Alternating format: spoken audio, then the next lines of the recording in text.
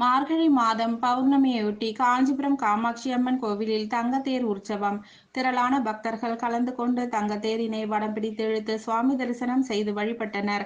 சக்தி தலங்களில் முதன்மையானதாக விளங்கும் காஞ்சிபுரம் ஸ்ரீ காமாட்சி அம்மன் கோவிலில் மார்கழி மாதத்தில் பௌர்ணமியையொட்டி தங்கத்தேர் உற்சவம் வெகு விமர்சையாக நடைபெற்றது.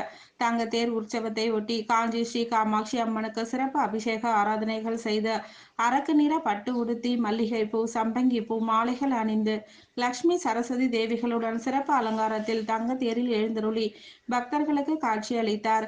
பின்னர் மேல தாளங்கள் முழங்க உபயதாரர்கள் பக்தர்கள் தங்க தேரினை வடம் பிடித்து இழுத்து செல்ல காஞ்சி காமாட்சி அம்மன் கோவில் வளாகத்தில் உலா வந்து பக்தர்களுக்கு அருள்பாலித்தார். மார்கழி மாதம் பௌர்ணமியொட்டி நடைபெற்ற தங்கத்தேர் உற்சவத்தில் உள்ளூர், வெளியூர், வெளி மாவட்டம், வெளி மாநிலம் என பல்வேறு பகுதிகளில் இருந்து வந்த திரளான பக்தர்கள் கலந்து கொண்டு ஓம் சக்தி பராசக்தி கோஷமிட்டு காஞ்சி ஸ்ரீ காமாட்சி அம்மனை தரிசனம் செய்து வணங்கி வழிபட்டு சென்றனர்.